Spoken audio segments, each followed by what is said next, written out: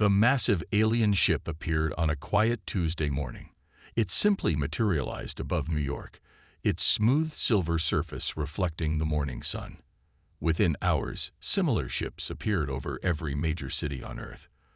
The world held its breath, waiting for either salvation or destruction. To everyone's relief, the aliens came in peace. They called themselves the Galactic Council, a union of 32 spacefaring species. Their ships carried ambassadors, scientists, and observers from different worlds, all eager to welcome humanity into their fold. Your species has achieved much in such a short time, the Council's head ambassador told the United Nations Assembly. The tall, blue-skinned alien spoke perfect English through a translator device.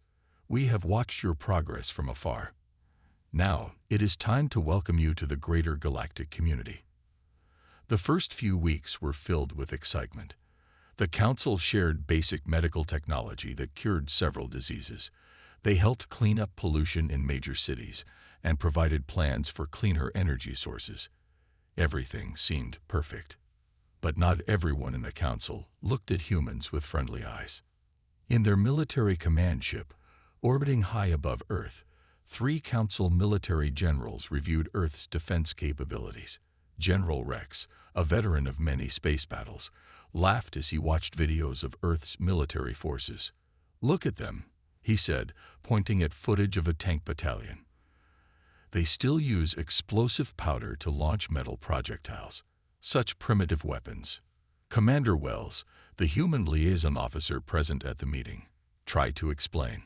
"Sir, our weapons may seem basic to you, but they are quite effective for our needs." The generals ignored him. They were more interested in their scans of Earth's orbital defenses, a few hundred satellites, some space stations, and a handful of orbital weapon platforms. To their advanced sensors, Earth's best defenses looked like children's toys. What the generals didn't understand was that humanity had something unique: experience with war. While other species developed space travel before they invented weapons, humans had been fighting each other for thousands of years. They had learned lessons written in blood, developed strategies tested in countless battles, and understood warfare in ways the Council species never had to. The Council's peaceful mission changed when the Dominion attacked. The Dominion, a powerful faction within the Council, saw Earth as easy prey. They had done this before, finding young civilizations, pretending to welcome them, then conquering them for their resources. 1 month after first contact, the Dominion showed their true colors. Their warships, hidden behind Mars, suddenly appeared. They shot down Earth's satellites within minutes.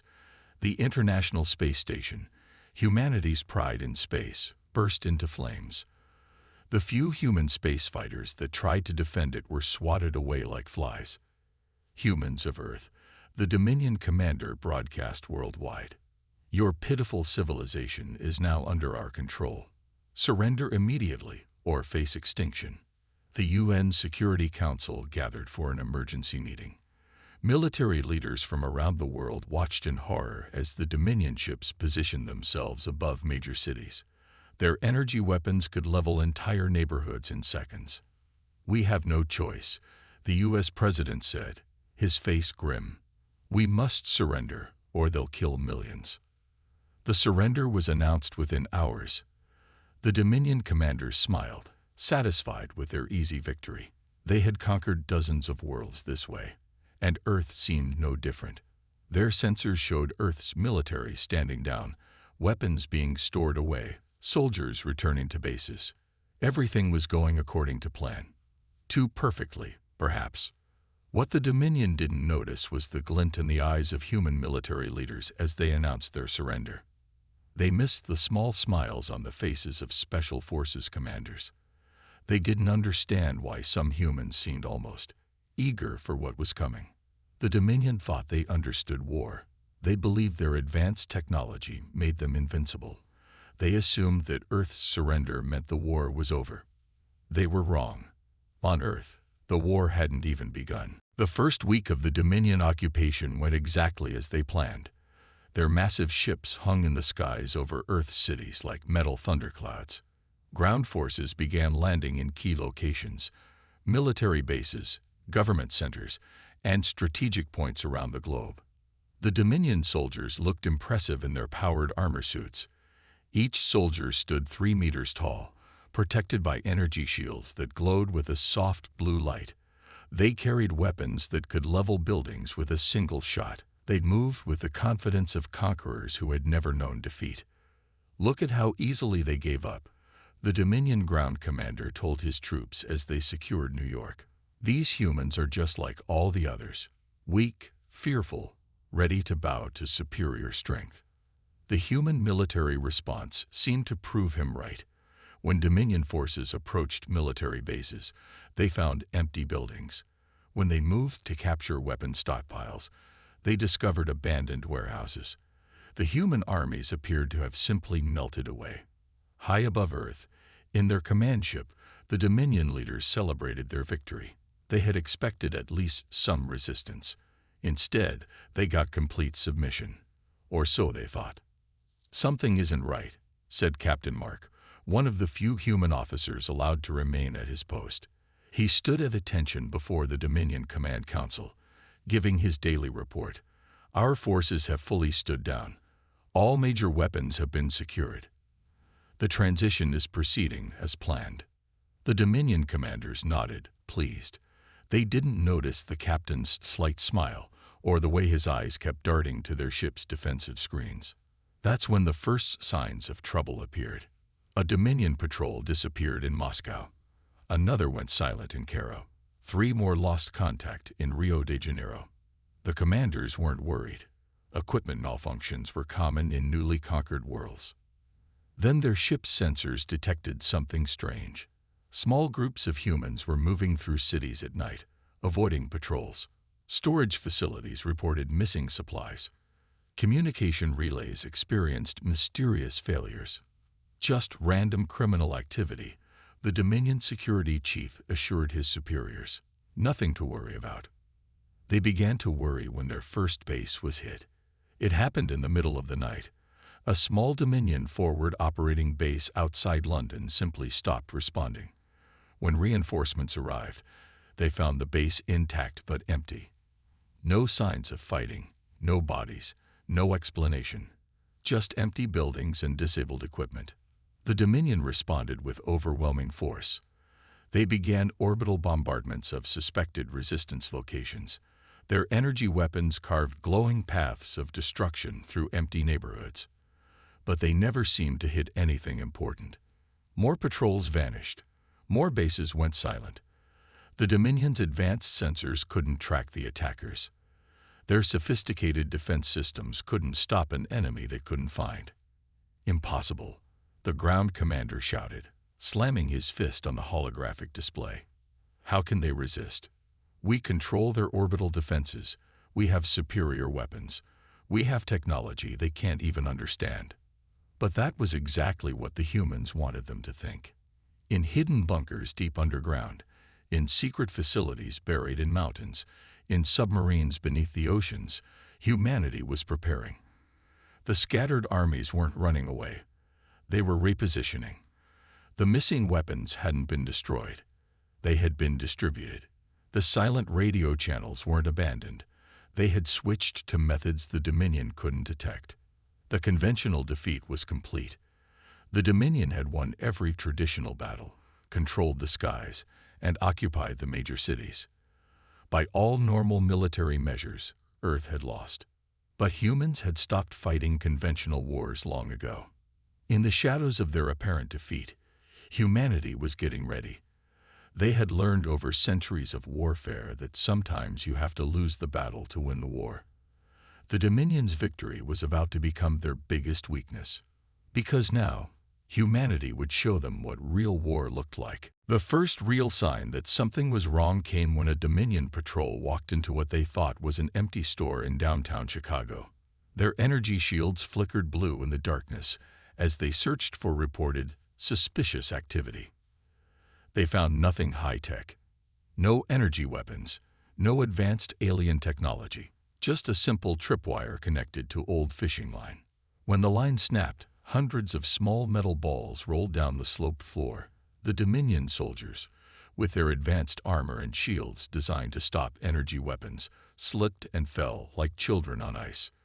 Before they could stand, the ceiling collapsed on them, weakened by nothing more complex than a saw and some carefully removed support beams. Primitive tricks. The patrol leader shouted into his radio before it went dead.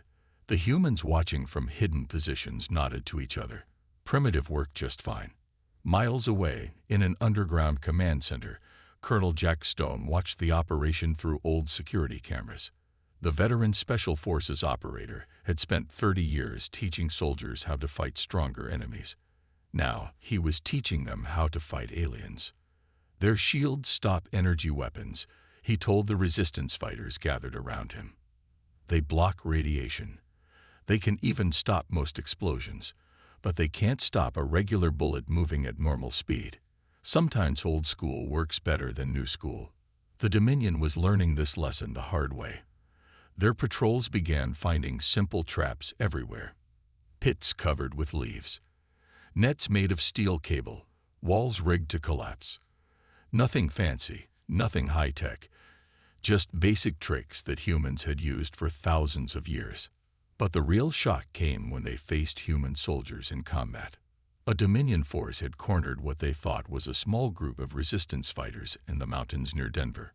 They expected an easy victory. Their scanners showed only 20 humans with basic weapons. They didn't expect those humans to fight from prepared positions in the freezing cold for 3 days straight. They didn't expect them to keep fighting without food or sleep. They didn't expect humans to ignore injuries that would stop any other species. They're not stopping. A Dominion soldier screamed over the radio. We hit them with stun weapons, but they keep coming. We break their bones, but they keep fighting. What are these creatures? The answer was simple. They were human beings. A species that had spent its entire history fighting wars. A species that had learned to endure pain, hunger, and fear. A species that had turned warfare into an art form long before they reached the stars. Colonel Stone's voice crackled over hidden radio networks worldwide. Remember your training. Use the environment.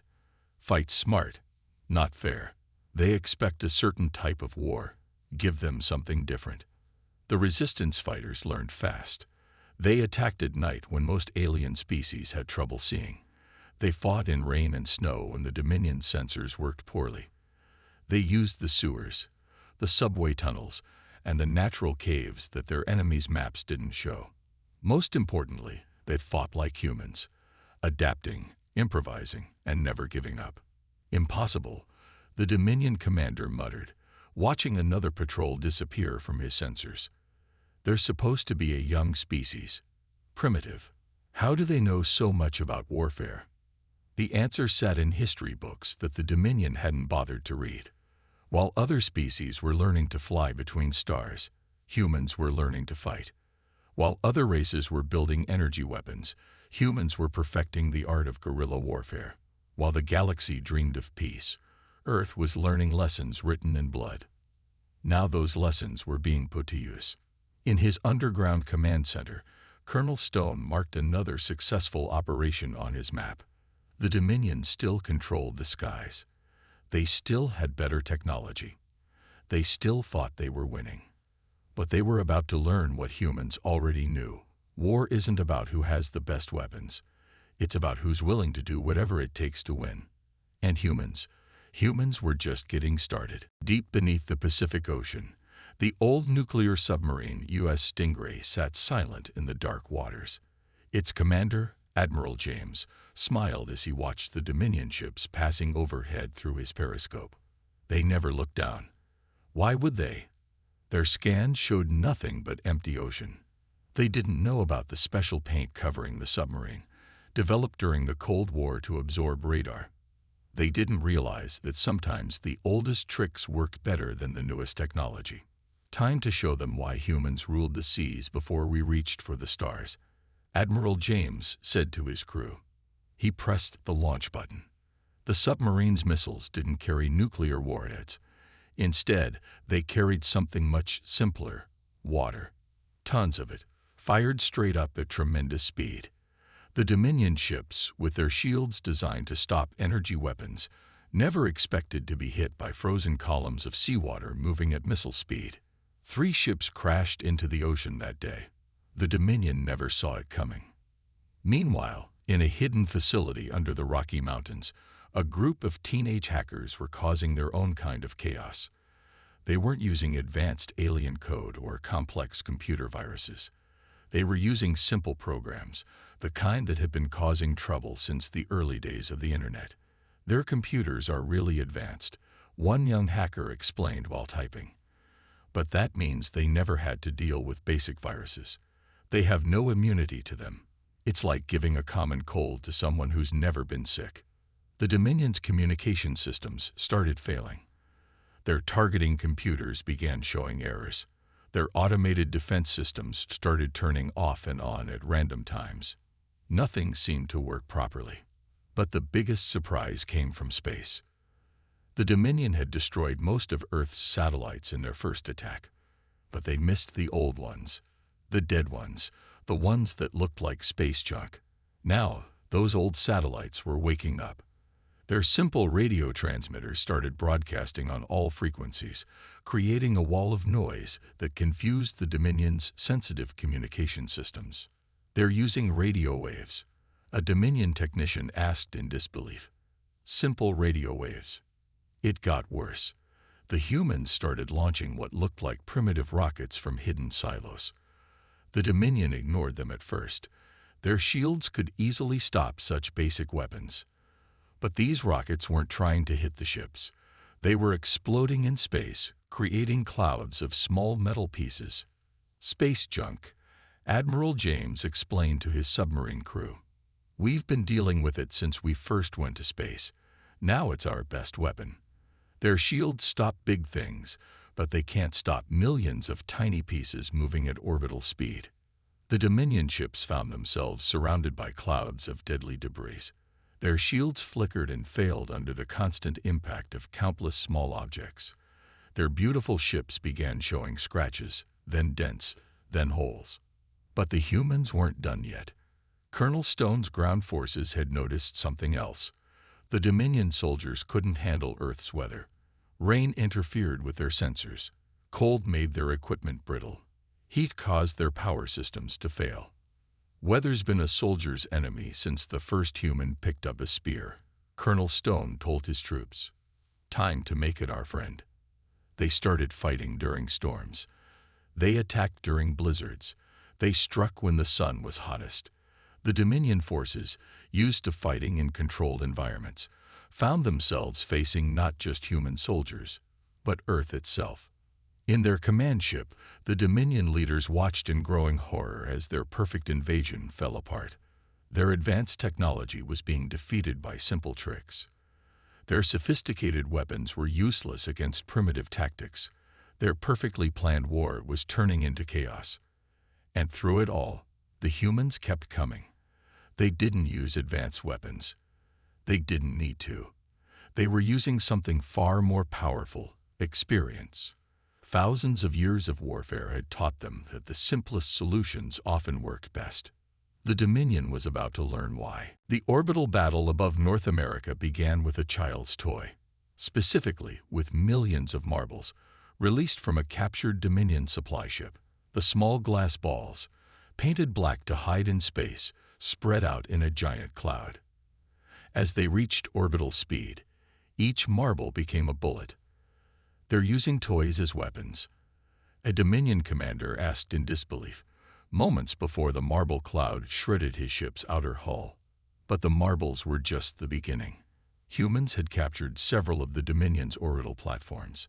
Now they were using them in ways the aliens never imagined. Instead of energy weapons, they loaded the platforms with simple metal rods. When dropped from orbit, these rods hit the ground with the force of small nuclear bombs, but without the radiation. Gravity, Admiral James explained over a secure channel. The simplest weapon of all. Everything falls. We just make sure it falls where we want it to. The Dominion's ground bases started disappearing, smashed by metal rods falling from space. Their ships had to move constantly to avoid the marble clouds. For the first time, they lost control of the skies over North America. On the ground, Colonel Stone's forces were teaching the aliens another lesson about Earth warfare. The Dominion troops, used to fighting in open spaces on other worlds, found themselves in Earth's dense forests and tight urban areas. Their large weapons and power armor, perfect for open combat, became hindrances in narrow streets and thick woods. They'd never fought in a jungle, Colonel Stone told his troops. They'd never had to deal with mud or rain or 1,000 places where the enemy could hide. But we have. We've been fighting in these conditions for thousands of years. The resistance fighters used this knowledge. They covered their heat signatures with wet blankets. They used the urban environment to channel Dominion forces into kill zones. They turned Earth's terrain into a weapon. But the real turning point came from an unexpected source: Earth's weather. A team of meteorologists and military strategists had noticed something important. The Dominion ships and troops couldn't handle extreme weather conditions. Their technology worked perfectly in space, but struggled with Earth's chaotic atmosphere. "Time to show them a real storm," Admiral James said. The humans began timing their attacks to weather patterns. They struck during thunderstorms when the Dominion sensors were blind. They attacked in snowstorms when alien equipment froze. They used hurricanes and tornadoes as cover for major operations. The Dominion forces, who had never experienced weather as a weapon, didn't know how to respond.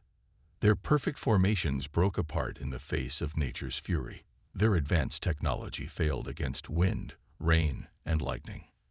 Then came the counterattack. It started simultaneously across North America. Submarines surfaced to launch missiles at low-flying ships. Resistance fighters emerged from hiding to strike at weakened bases. Captured orbital platforms rained destruction on Dominion strongholds. But what really broke the Dominion spirit was the human ability to keep fighting. Their soldiers fought for days without rest. They continued attacking even when injured. They kept coming, wave after wave, showing a determination the aliens had never seen before. "How?" a captured Dominion officer asked. "How can they keep fighting like this?" The answer was simple. Humans had been fighting wars since before they invented writing. They had learned to push past pain, past fear, past exhaustion.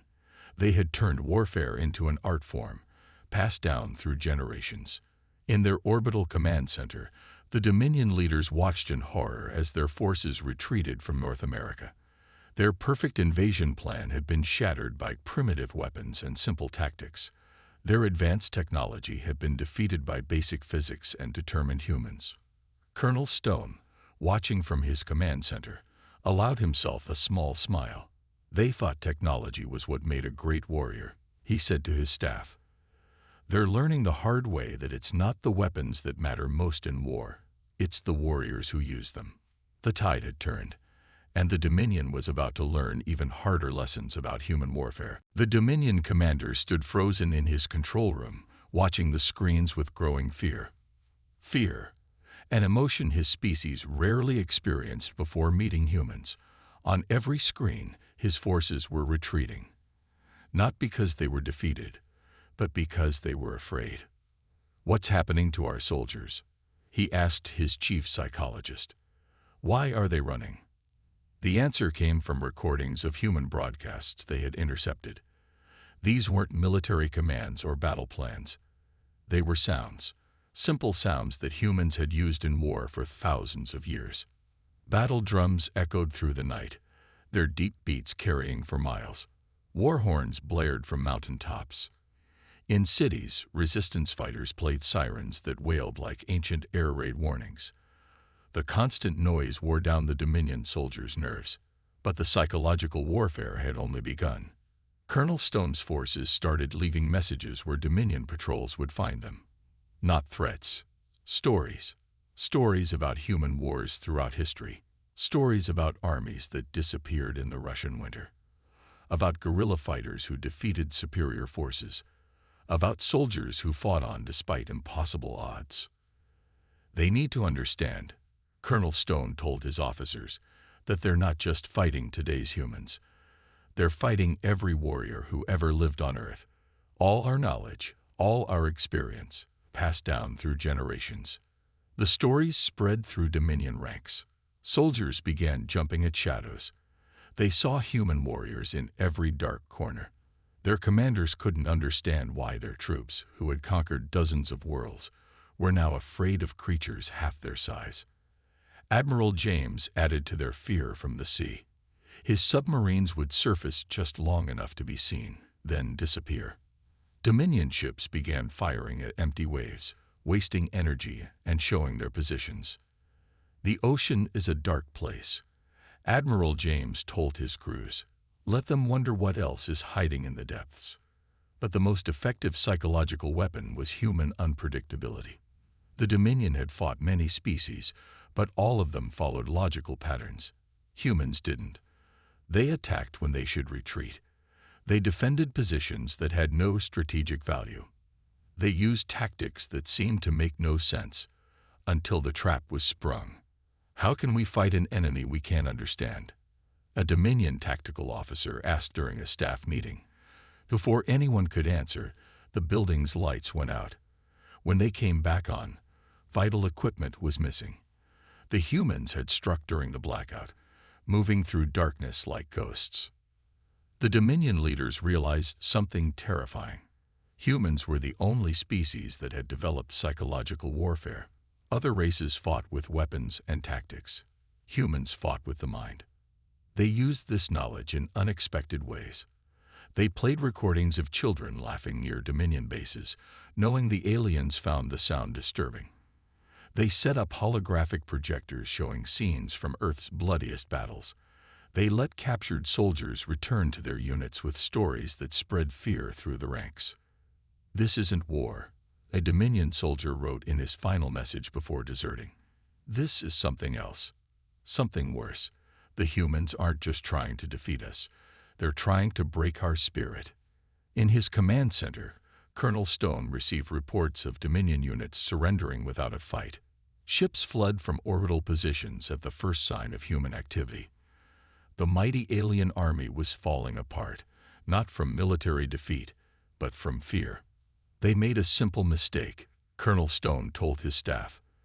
"They thought war was about weapons and technology. They didn't understand that the greatest battles are fought in the mind." The Dominion commander looked at his tactical display, now showing massive retreats across every continent. His species had never lost a war before. They had never needed to study the psychology of defeat. But humans had lost countless wars throughout their history, and from each defeat, they had learned how to win. Now they were teaching the Dominion their final lesson. The most powerful weapon in war isn't the one you hold in your hands. It's the one you plant in your enemy's mind. The massive Galactic Council ship appeared above New York City, just as the Dominion forces began their final retreat from Earth. This time, no one panicked. Humans had learned a lot in the past months, including how to detect the difference between Council and Dominion ships. Inside his command bunker, Colonel Stone watched the Council's arrival on multiple screens. "Seems they finally decided to show up," he said, his voice tired but proud. "Let's show them what humanity has accomplished." The Council's supreme commander, a tall figure with silver skin, stood before the United Nations Emergency Council. The chamber showed signs of recent repair. Bullet holes patched, blast marks cleaned, but some damage intentionally left visible. A reminder of what had happened here. The Supreme Commander paused, choosing his words carefully. "We have never seen anything like this. The Dominion has conquered 32 worlds. They have never been defeated. Until now." Admiral James stepped forward, still wearing his submarine captain's uniform. "They had better technology," he said simply. "We had better experience. Technology can be copied. Experience must be earned." The council members watched in silence as humans presented their victory report. The numbers were staggering.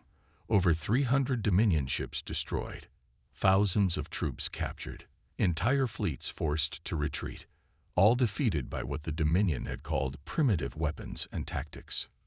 But how? A council member asked. Your weapons were inferior. Your technology was centuries behind. Your space forces were almost non-existent. Colonel Stone answered by placing an old history book on the chamber's central table. Because we've been practicing, he said. Every war in this book taught us something. Every battle showed us what worked and what didn't. When the Dominion came, we had thousands of years of warfare to draw from.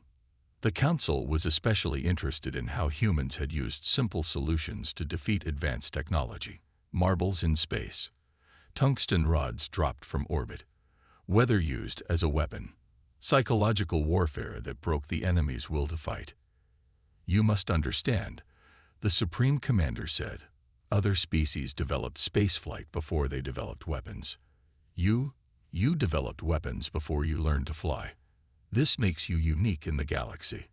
Not unique, Admiral James corrected. Just experienced. We don't fight because we love war. We fight because we've spent our entire history trying to end it. The Council's decision was unanimous. Earth would not only join the Galactic Council, it would lead the Council's Defense Committee. Other worlds needed to learn what humans knew about protecting themselves. As the Council members filed out of the chamber, Colonel Stone and Admiral James stood at a window, watching the sun set over the rebuilt city. They still don't really understand, Admiral James said quietly. No, Stone agreed. They think we won because we're good at fighting. They don't understand that we're good at fighting because we know how horrible war really is. In the days that followed, Earth began sharing its military knowledge with other worlds. But they shared something more important too, their understanding of war's true cost, their desire for peace, their hope that the galaxy could learn from humanity's long, bloody history. The Dominion's defeat became legendary across the galaxy. But it wasn't their advanced ships being destroyed by simple weapons that impressed other species the most.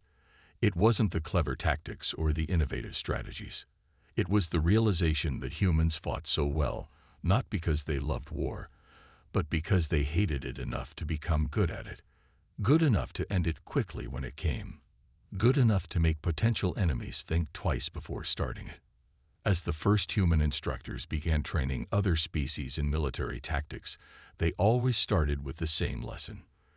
The best warriors aren't the ones who want to fight. They're the ones who understand why they shouldn't want to.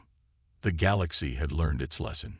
Humanity had proved they understood war better than anyone, not because they chose to, but because they had to. And in that understanding lay the greatest hope for peace.